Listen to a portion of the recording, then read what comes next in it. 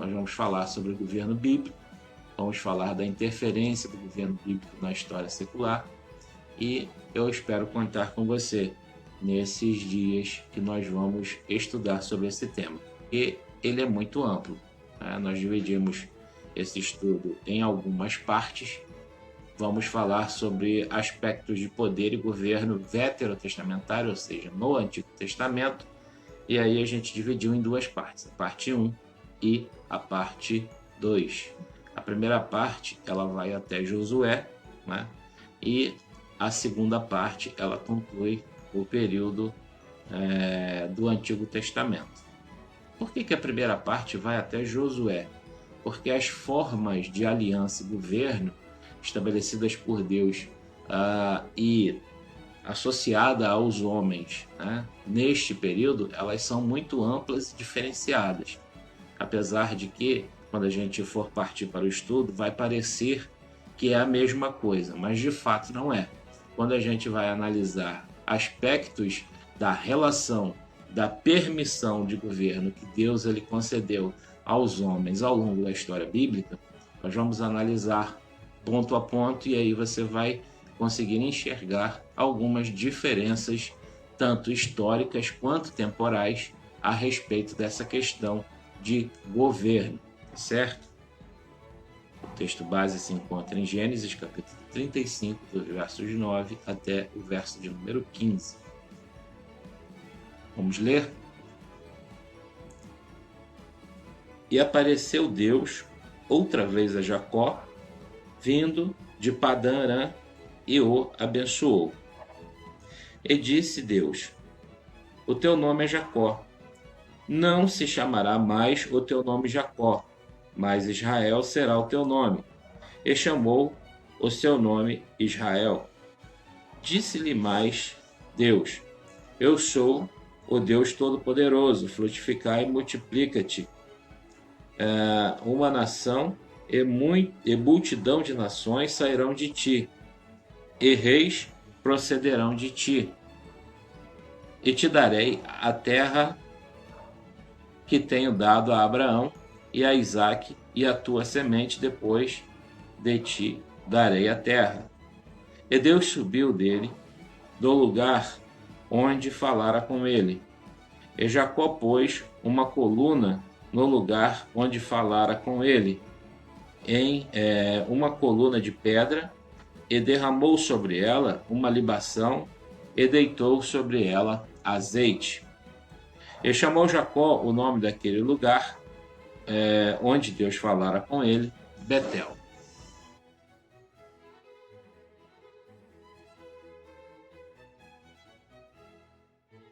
Meu nome é Roberto Boni Cardoso, eu sou presbítero servidor do Senhor. Nós estamos falando a respeito de governo e poder veterotestamentário, né, no Velho Testamento.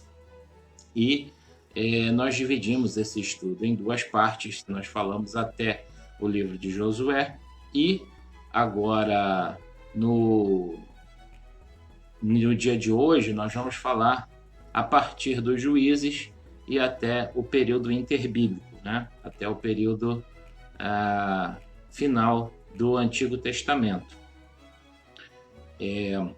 Esse estudo ele iniciou falando, né, a respeito de governo e poder ali no livro de Gênesis. A gente permeou, falou a respeito de vários dos nossos patriarcas, citamos, né, a forma de governo existente na Bíblia nesse período e enfim, nós vamos fazer um resumo um pouco melhor daqui a pouco e eu tenho certeza que vai ser de proveito para você, conhecimento da Palavra de Deus.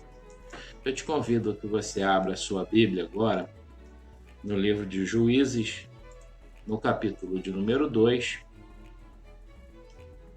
dos versos 6 até o verso de número 9.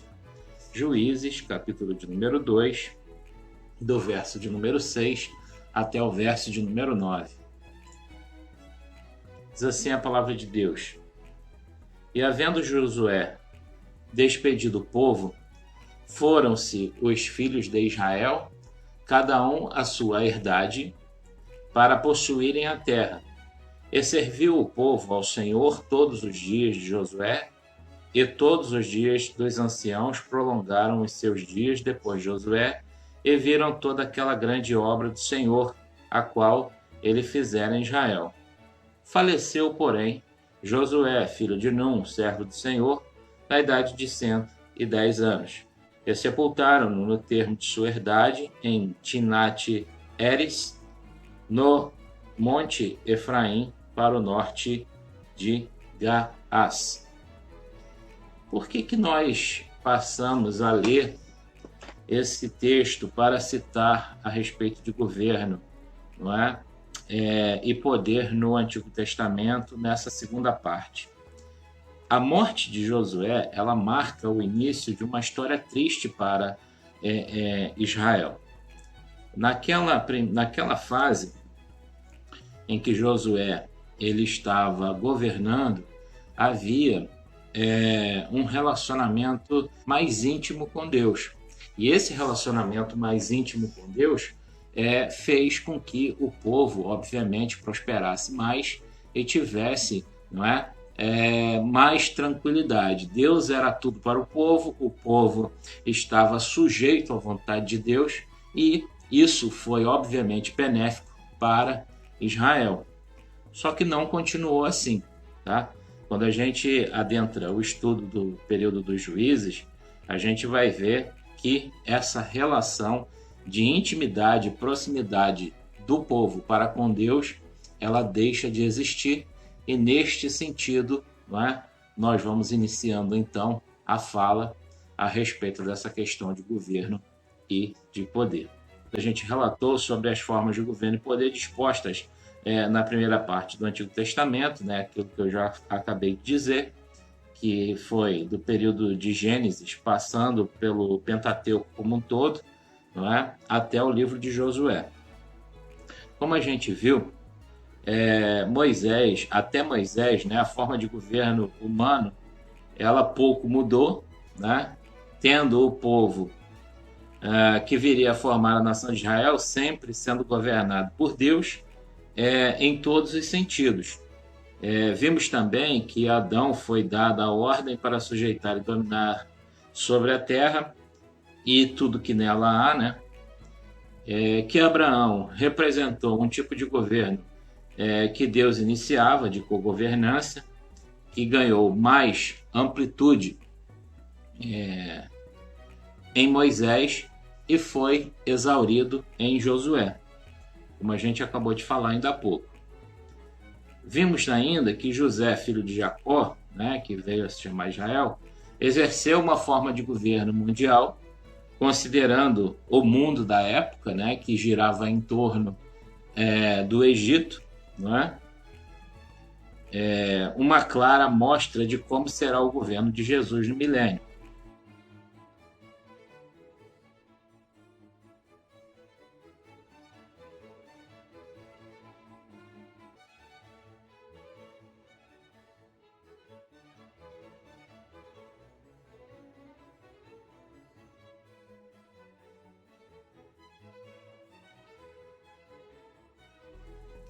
Neste estudo que se inicia agora, a gente vai analisar o período dos juízes, dos reis e os períodos sob domínio de outras nações, né, nos quais Israel esteve sob o domínio de outras nações. A gente falou justamente a respeito disso, das diferenças de relações de governo existentes no período adâmico, não é? Onde Deus disse para Adão que ele deveria sujeitar e dominar toda a terra. Contudo, essa sujeição e domínio não necessariamente representou uma forma de governo evidente, né? Em primeiro momento, não havia quem governar, a não ser a terra, né? Com os seus elementos naturais formados por Deus. Uma amostra desse poder pode ser verificada ou dita, né, ou lembrada no caso de ele dar nome aos animais, por exemplo. A palavra de Deus, ela diz que Deus ele congregou os animais, trouxe eles para próximo de Adão para que ele desse nome. Mais adiante, a gente vai ver não é? Que Deus ele institui uma forma de cogovernança com a pessoa de Abraão, não é? Sendo uma amostra daquilo que aconteceria com Moisés. Moisés, nesse tempo, foi o ponto alto, onde Deus, de fato, distribuiu poderes de forma que Moisés não só governava o povo, como também julgava as suas causas e já havia um representante, por assim dizer, do clero, que era a pessoa do seu irmão Arão. Então, foi um primeiro vislumbre mais claro a respeito do que seria governo humano diante da presença de Deus. Bom, falando a respeito dos juízes, né, o livro de Juízes, em síntese, ele demonstra a queda religiosa de Israel, né? Ela reflete diretamente essa queda também na questão moral. Uma coisa que a gente sempre fala e que não cansa de falar é que o autor da moral é Deus. E se Deus for afastado do mundo, seja em qualquer instância que seja, esse mundo, ele obviamente perderá qualidade naquilo que diz respeito a todas as relações, inclusive a moral. Então, o livro dos Juízes, ele demonstra exatamente isso, né? O povo se afasta de Deus, automaticamente se afasta dos padrões morais de Deus, passa a adorar outros deuses, né? A prática da idolatria, e passa também a se relacionar uns com os outros de forma cada vez pior, não é? Essa é uma coisa que dá para se perceber quando a gente lê o livro de Juízes. O povo hebreu, depois de Josué, portanto, rompendo essa aliança com Deus, perde a proteção de Deus, né? Naqueles moldes de até então, quando a gente lembra, né, da coluna de fumaça ou na coluna de fogo, que guiava o povo pelo deserto, o aquecia de noite, né, ajudava ele, combatia os inimigos, enfim, aqueles poderes demonstrados, a abertura do Mar Vermelho por Moisés, a abertura do Rio Jordão pela pessoa de Josué, a queda de Jericó por Josué. Então, tantas coisas, não é, sobrenaturais vindas de Deus, parece que para aquele povo já não surtia mais efeito nenhum. Ou seja, nem a leitura dos livros que foi ordenada a Josué lá no princípio do livro de Josué, no capítulo 1, e nem a tradição oral de falar do nome de Deus para o povo foi cumprida nesse período, de forma que o povo ele se afastou sistematicamente de Deus naquele período, né? Isso gerou todos os problemas que Israel passou nesse período dos juízes, né? Obviamente não por vontade de Deus, né? Mas porque leis espirituais estavam sendo quebradas. E aí se a gente estudar mais profundamente a respeito de leis espirituais, né? Uma delas, por exemplo, é muito fácil de lembrar, está escrito lá no livro de Isaías, né? Que quando você comete pecado, esse pecado ele faz separação entre nós, né, e o nosso Deus. Mas voltando aqui, o povo hebreu, pois Josué, portanto, rompendo a aliança com Deus, perde a sua proteção nos moldes de então, não porque Deus simplesmente o abandonou, mas porque rompeu o povo a tradição de fazer menção a Deus, ensinar os seus filhos e de adorar ao Senhor. O afastamento, portanto, partiu do povo, né? Não de Deus. Com isso, a nação volta aos moldes anteriores de povo sem pastor, cada um fazendo o que lhe aprazia.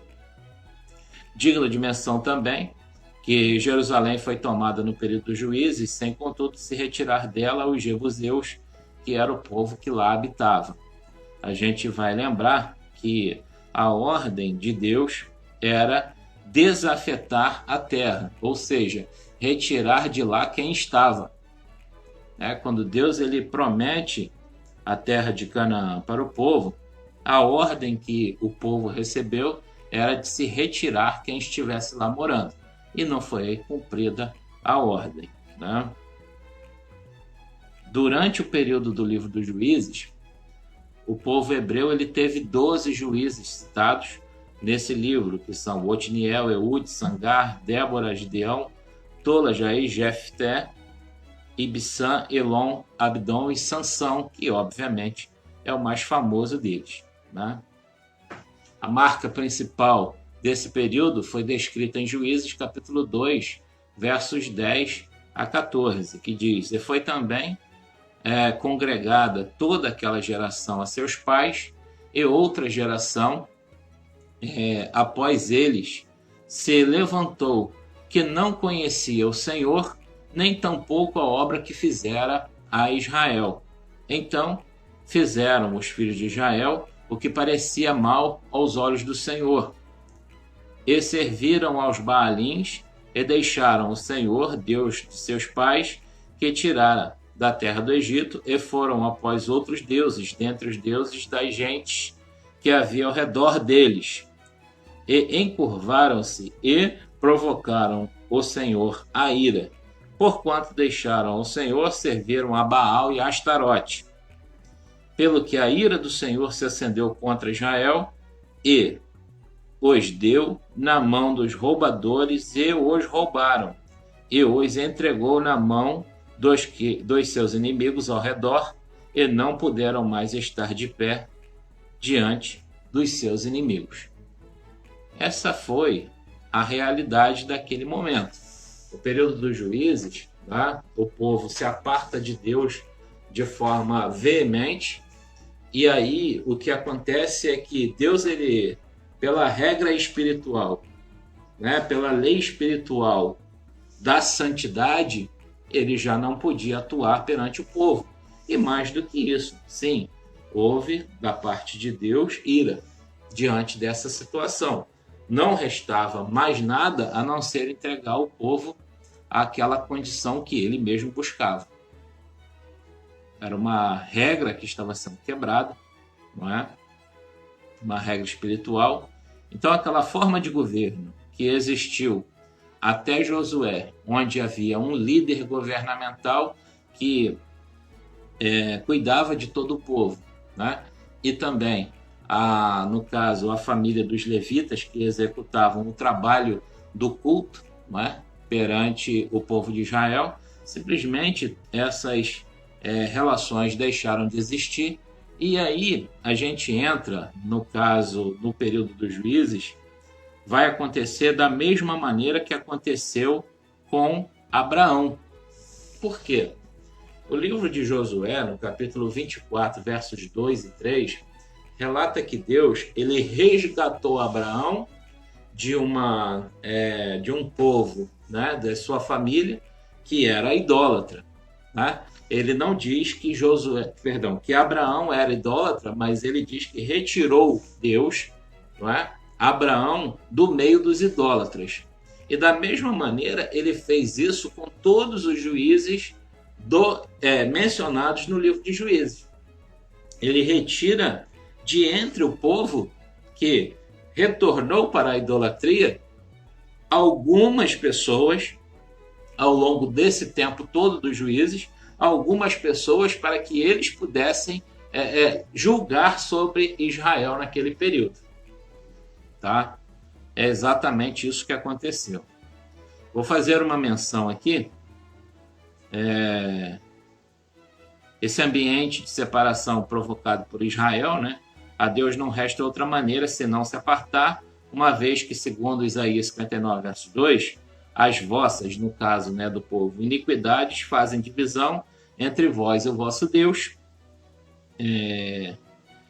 e os vossos pecados encobrem o seu rosto de vós para que não ouça, né?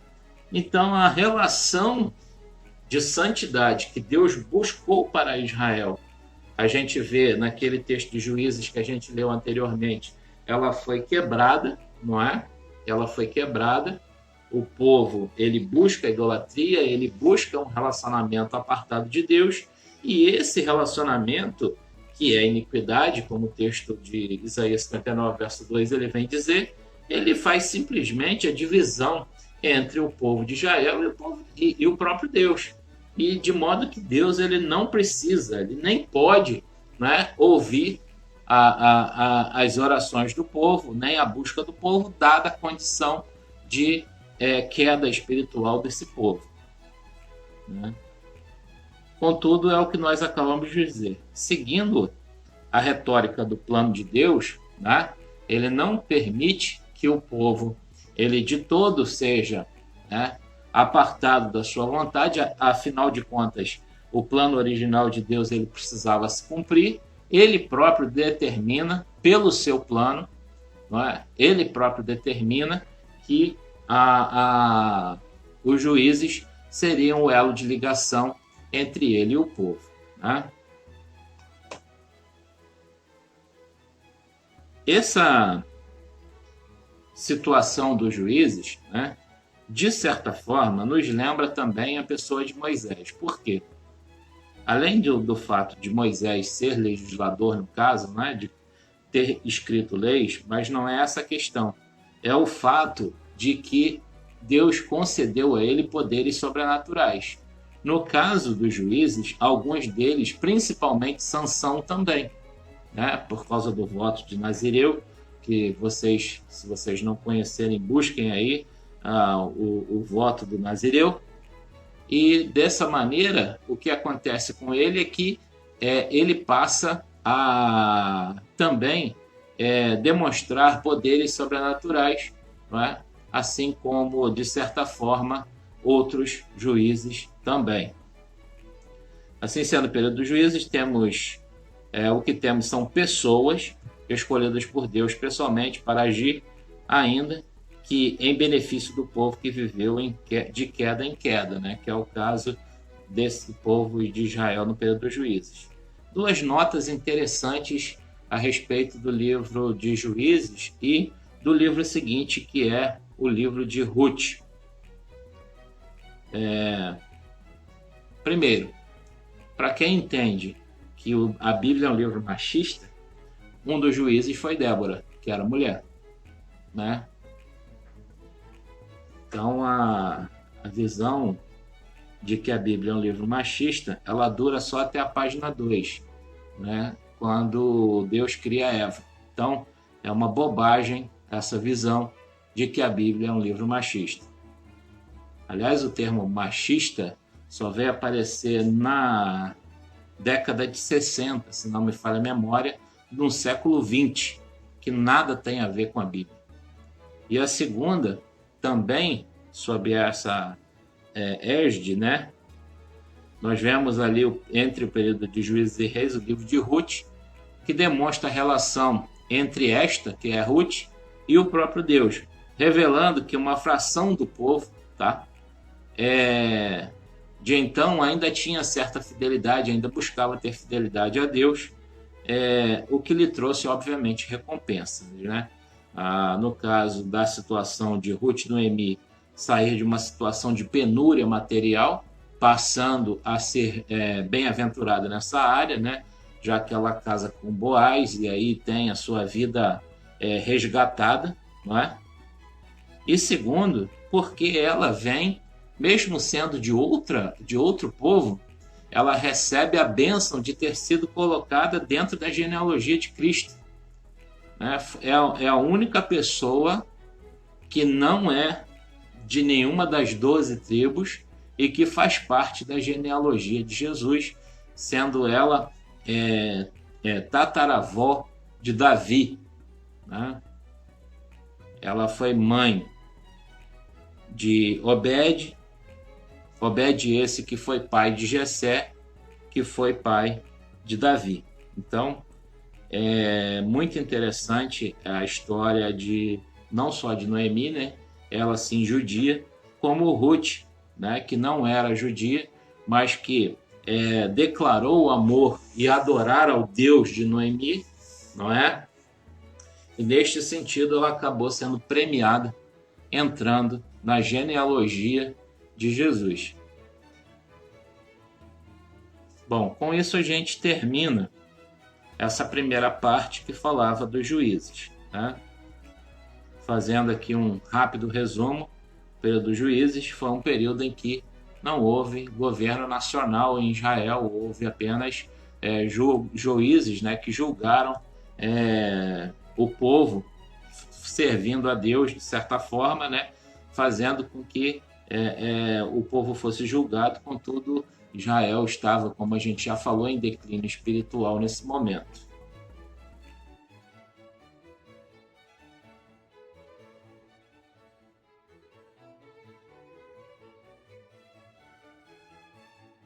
Bom, passou esse período, a gente adentra o período dos reis.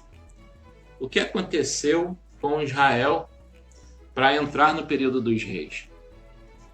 O povo desejou ter um rei, como as outras nações ao redor, né? Eles viram a vida dos outros povos, né? Os seus governadores, os seus reis, e entenderam que deveriam ter da mesma maneira. Curioso notar que Deus ele sempre quis ser o rei do povo de Israel, né?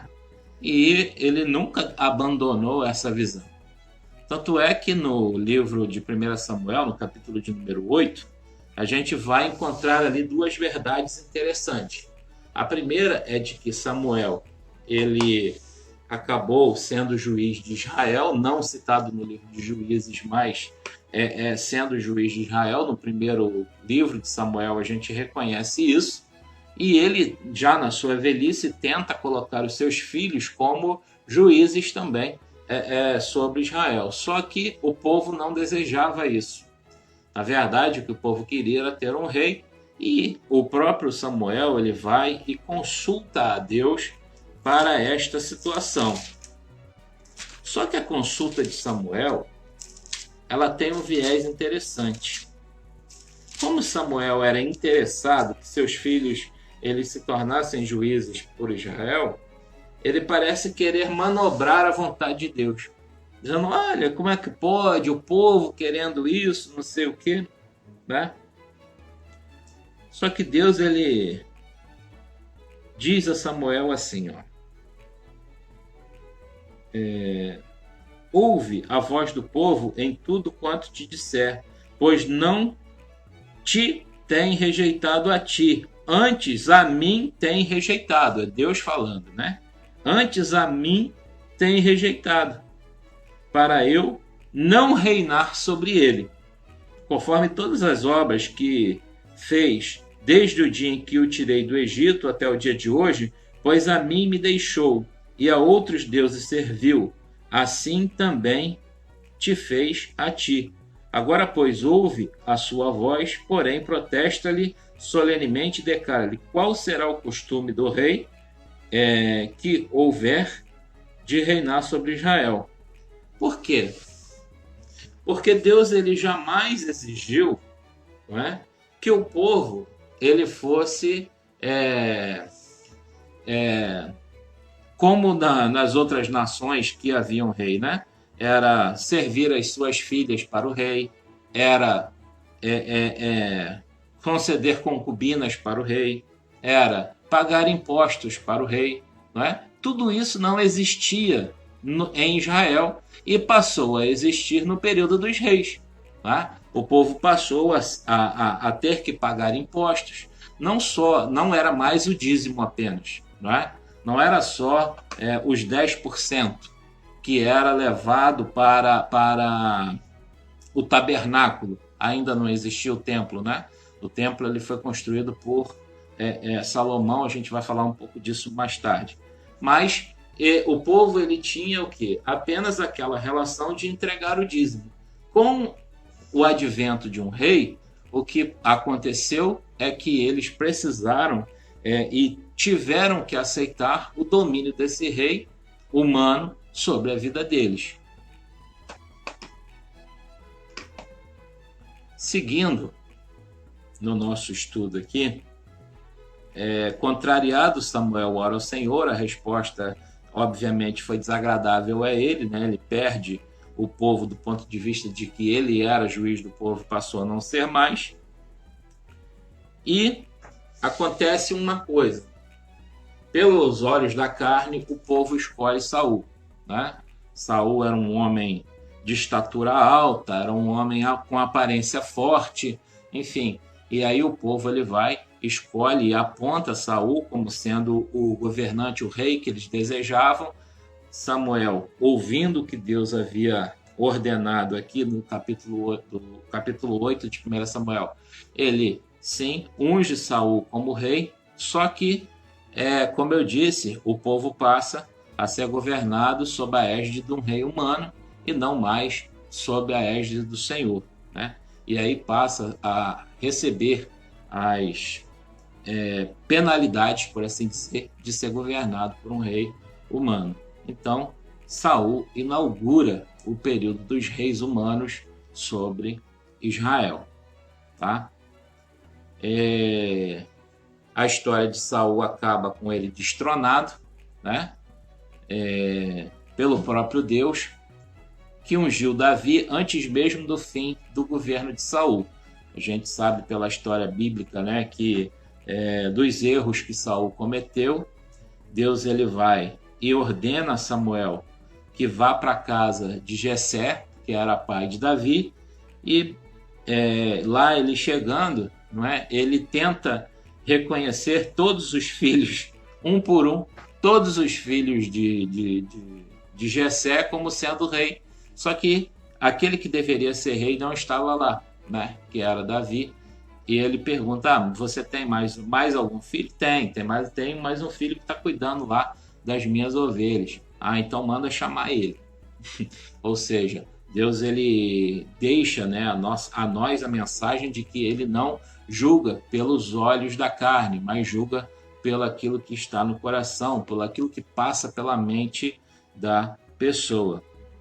Davi, contudo, ele não assumiu imediatamente o posto, ele não depois, né, Saul, ele foi, na verdade, fiel e submisso a Saul, ajudou a Saul, inclusive, não é, a manter o seu reinado, mesmo num período de guerra, mesmo num período de grandes batalhas. Ele ajudou a Saul, só que Saul, sabendo, né, de que Davi ele tinha sido ungido, passou a lutar contra Davi, não é? Nesse ínterim de tempo, Samuel ele vem a falecer.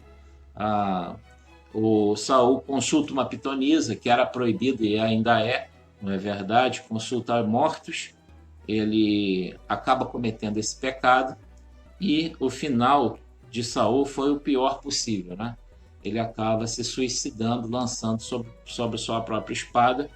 E aí Davi, ele não sem resistência, mas Davi acaba assumindo o reinado. Davi, então, é o segundo rei, né, de Israel.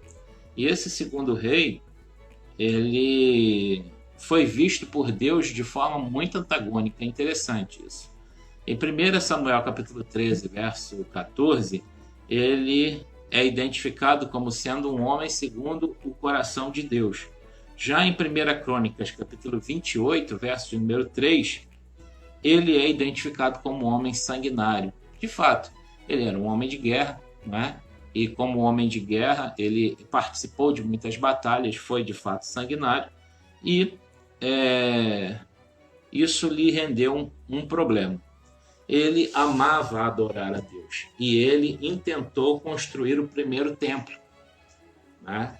Ele intentou construir o primeiro templo, só que isso não lhe foi permitido por Deus, justamente pelo fato de ele ser um homem sanguinário. Então, os planos de construir o templo e todos os recursos foram passados para Salomão, que é filho de Davi, que foi o terceiro rei de Israel. Os salmos e os livros históricos demonstram, né, que Davi tinha essa relação profunda com Deus, o que deve ter sido motivo de grande tristeza para ele, que deve ter sido motivo de grande tristeza, né, a negativa de Deus em lhe permitir a construção do templo. Deus reservou essa honra para Salomão, filho de Davi, que substituiu seu pai no reino, mudando a forma de governo, né, de Davi, de conquistador sanguinário, a político conciliador, né? Salomão, ao contrário do seu pai, ele não é um homem sanguinário, não é? Ele é um homem que, ao assumir o governo, a primeira coisa que ele fez foi orar ao Senhor e pedir sabedoria. Contudo, a sabedoria que Deus lhe deu não foi muito bem utilizada, sobretudo no período central do seu governo, né? Ele, para evitar as discussões e as guerras, ele acabou cedendo aos reinos ao redor, fazendo acordos políticos. E nesses acordos políticos sempre sobrava uma nova esposa para ele, né? Era um homem que tinha 300 esposas e 700 concubinas, né? 1.000 mulheres. Nesta condição, ele acaba fazendo acordos demasiados e também cedendo aos deuses dessas mulheres pagãs com quem ele foi casando. Então ele, de certa forma, ele também se envolve com a idolatria, também permite que a idolatria ela adentre a Israel no seu período de governo e também atrapalha, obviamente, essa relação com Deus. No final da sua vida, Salomão ele reconhece esses erros, né? A gente vê principalmente no final do livro de Eclesiastes, né, essa situação, mas o mal já havia sido consumado e o reino de Israel, depois de Salomão, ele acaba sendo dividido em dois, sendo o reino do norte, né, ainda continua sendo chamado Israel, e o reino do sul, Judá. Tá certo? Salomão, que a gente poderia falar dele, né? Ele é dono de 2 livros, principalmente, né? No livro, na verdade, 3, né? A parte de Provérbios é dele, aí a gente tem Eclesiastes e também tem Cantares, né? Que são partes importantes da palavra de Deus, não restam dúvidas. Contudo, o governo de Salomão ele poderia ter agido de outra forma, né? Ele poderia ter agido de outra forma, não necessariamente fazer tantos acordos políticos, né? Ele deveria ter confiado mais no poder de Deus, assim como seu pai Davi confiou, né? Só que ele procurou governar como os governos humanos fazem. Hoje a gente tem, né, essas dificuldades de governo, soberania nacional, essas questões todas que acaba sendo impactada por essa relação de fragilidade da soberania imposta pelas negociações que são feitas entre os governos.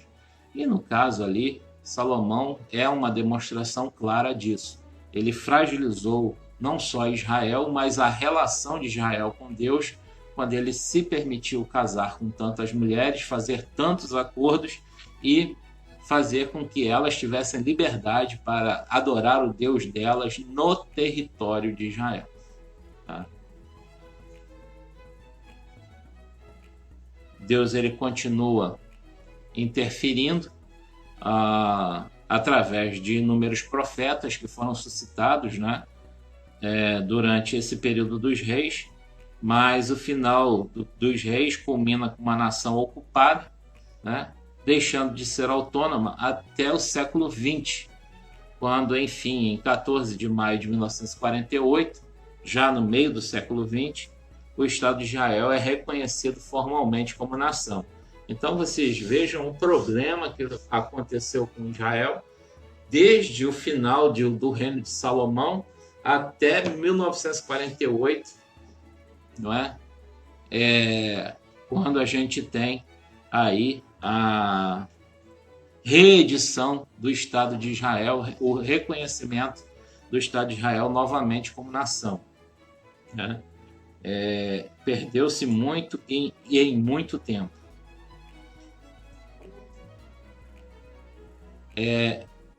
Agora a gente entra na quarta parte do nosso estudo de hoje, que é o período de domínio exterior, né? A gente já falou que Israel, ele depois de dividido, né, entre Reino do Norte e Reino do Sul, acabou que teve sucessivos governos variantes, né?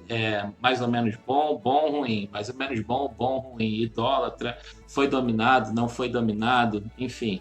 Houve, nesse período, muitos percalços, né? Justamente por conta dessa herança maldita que o povo ele foi buscando à medida em que foi se apartando de Deus, à medida em que foi errando, à medida em que os governos, os reis passaram a não ouvir os sacerdotes, a não ouvir os profetas e fazer coisas que estavam em desacordo com aquilo que o profeta dizia, né? Um dos profetas, por exemplo, que sofreu muito com isso foi Jeremias. Tem 2 livros, aliás, na Bíblia, escritos por Jeremias, tanto Jeremias como Lamentações, que relatam muito bem essa relação, não é? De dificuldade em relação ao governo da época, aos governos da época. Os profetas sofreram bastante, né? O Novo Testamento, a gente vai ver Jesus falando, né? E vocês mataram os seus profetas. Enfim, era bem complexa essa relação. Mas iniciando aqui a falar sobre o domínio exterior, né? Israel deixa de ser uma nação e passa a ser um povo dominado. E isso perdurou durante muitos séculos, até 1948, como a gente acabou de dizer, né? O Sérgio Lopes, um cantor que eu acho que boa parte dos cristãos deve conhecer, ele tem uma música chamada Lamento de Israel, né? E eu começo essa questão do domínio exterior falando que foi como morrer de vergonha e dor, né? De fato foi, né? Uma nação pujante da época de Davi, né? Que chegou ao seu auge, construiu o seu templo, né? Durante o governo de Salomão, chega ao ponto de ser povo dominado, completamente dominado, né? E por vários impérios que passaram por sobre Israel nesse período, né? O povo que era forte, agora durante tanto tempo fraco, teve que se acostumar com o domínio de povos pagãos, povos idólatras, imperialistas, sofreram opressão, enfim, que macularam a nação e o território israelenses. Tivemos as participações nesse período, né, dos impérios assírio, babilônico, medo-persa, grego e, por fim, o romano, né? Não até 1948, obviamente, a gente vai parar esse texto aqui no período interbíblico, né, que é aquele período entre o Antigo e o Novo Testamento, né, onde ali já Roma já dominava no final desse período interbíblico, no início ali do Novo Testamento, Roma já dominava, já era o império que dominava Israel naquele momento, né? Como a gente depreende da leitura das Sagradas Escrituras, Deus ele puniu o povo, né? Nesse período pela sua obstinação no pecado e na idolatria. A idolatria foi erradicada. A gente vê que a partir do momento em que a gente começa a ler os primeiros livros do Novo Testamento, que são livros biográficos, né, já que são os evangelhos e contam a história de Jesus, mas a gente já consegue enxergar que a idolatria foi erradicada de Israel, né? Apesar do domínio romano, né, o templo durante o período já estava, o povo já tinha aprendido que não deveria ser idólatra, né? E existia ali naquele momento um sentimento muito grande de liberdade.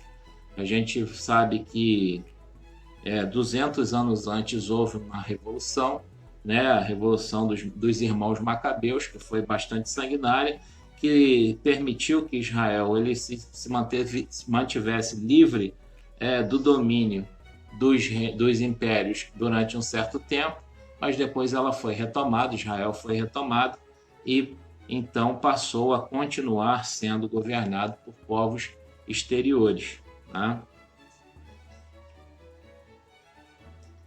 Nesse período a gente chega, nessa fase a gente chega ao período interbíblico, como eu acabei de dizer, onde Deus, depois do profeta Malaquias, ele se cala por 400 anos. Esse período de silêncio de Deus, ele não levanta, não suscita outro profeta até João Batista. Não suscitando outro profeta, simplesmente Deus ele não se menciona em nada, não é? E o povo está não à sua própria sorte, porque apesar de Deus não se mencionar, obviamente, né, por questões do próprio Deus que a gente desconhece no momento, porque não tem nada a falar a esse período, não é? Mas Deus ele está em todos os lugares, sabe de todas as coisas e tem todo o poder. Então, a gente pode concluir a partir disso que ele não abandonou pura e simplesmente o seu povo, o povo de Israel, né? Mas o silêncio, sim, ele manteve fiel ali aquele silêncio durante 400 anos. Né? Foram longos 400 anos de silêncio de Deus. Então, toda a função de governo de Israel foi retirada até esse período. E não existia nenhuma forma de governo. Né? O templo e as sinagogas, né? Aí já entrando no período de Jesus e talvez um pouco antes desse período de Jesus, né? A gente vai entender que ele exercia algumas funções de governo, mas pura e simplesmente como se fosse embaixadores, né? Porque na verdade quem exercia a função era o império da época e não havia liberdades, não é? Para o povo, liberdades de autonomia do Império Romano, por exemplo, que foi o império que estava governando Israel no período do Novo Testamento, que a gente vai falar na semana que vem. Tá bom? Era isso que nós tínhamos a falar a respeito de governo nessa segunda parte. Eu espero que tenha sido proveitoso para vocês. É que, na verdade, o que acontece, como a gente falou ainda há pouco, o reino não era para ser um reino humano, era para ser o reino de Deus. Né? Deus ele chamou a Israel para ser uma nação santa, um reino de sacerdotes, povo eleito, tá certo? E esse povo eleito deveria ser o bastião das outras nações. As outras nações deveriam olhar Israel e deveriam buscar segui-la. Esse era o intento original. Não é? Só que Israel ele abdicou desse posto, que era uma honra para eles. Eles não precisavam ter passado por isso. Na verdade, eles abdicam desse posto de honra e se permitem ser como uma outra nação qualquer. Isso foi altamente prejudicial para eles e também para o mundo. Não é? Por quê? Porque se a nação de Israel tivesse permanecido, tá? Conforme o propósito de Deus para ela, seria a nação santa, o povo eleito estava lá, era o povo que seria um reino de sacerdotes, de forma que as outras nações iriam congregar e iriam segui-la. Só que eles se negaram esse papel. Né? Deus é uma pessoa educada, o Espírito Santo é uma pessoa educada, Cristo é uma pessoa educada. Né? Aquele que dá semente ao que semeia e pão para comer, também multiplica a vossa sementeira e os frutos da vossa justiça,